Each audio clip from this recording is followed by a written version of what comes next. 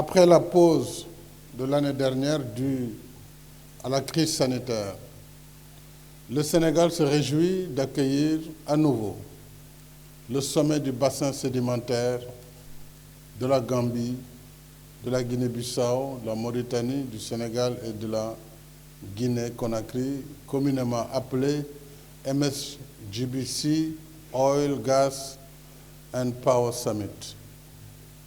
Merci à toutes et à tous d'être venus. Je vous souhaite un agréable séjour parmi nous et un bon appétit pour votre tchéboudienne de tout à l'heure, je l'espère en tout cas, Madame la Ministre. Je voudrais également remercier les partenaires et institutions ainsi que les compagnies pétrolières ici présentes, dont les représentants d'Énergie Capital and Power qui ont aidé à l'organisation de cette rencontre. Je n'oublie pas notre frère N'Dji Ayouk, distingué président de la Chambre africaine de l'énergie. Thank you, Ayouk, for your commitment.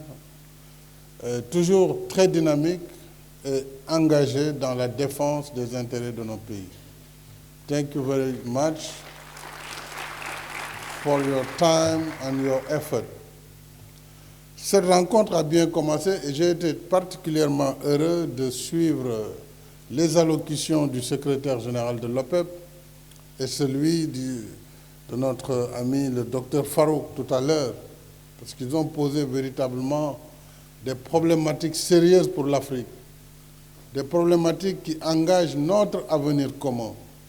Et si on y prend garde, aux côtés des injustices que l'Afrique vit depuis la nuit des temps, vont s'ajouter cette injustice climatique, ce nouveau discours sur la lutte contre les énergies fossiles, qui va totalement anéantir nos efforts de développement. Alors c'est un combat que nous devons mener et que nous devons gagner. Nous ne sommes pas contre la transition énergétique, nous ne sommes pas contre la réduction des gaz à effet de serre. Nous polluons presque pas, vu notre niveau de développement. Et nous sommes parmi les meilleurs en matière de promotion des énergies renouvelables. Quelques semaines après la COP26 de Glasgow, le thème de ce sommet qui suggère de réfléchir sur les énergies du futur, notamment comment financer une transition énergétique juste, équitable et inclusive, me paraît pertinent à plus d'un titre. Mais je rajouterai à ce triptyque comment atténuer l'exploitation des énergies fossiles dans une transition énergétique. C'est une bonne problématique, puisque de toutes les façons, nous ne pourrons pas renoncer à nos sources d'énergie. Ce n'est pas possible. Donc il faut, pendant que nous allons exploiter ces énergies, contribuer avec tous nos partenaires à atténuer l'effet de ces énergies fossiles sur les changements climatiques. C'est ça également la vraie problématique qu'il faut poser et travailler, bien entendu, à développer les énergies renouvelables et à les rendre compétitives.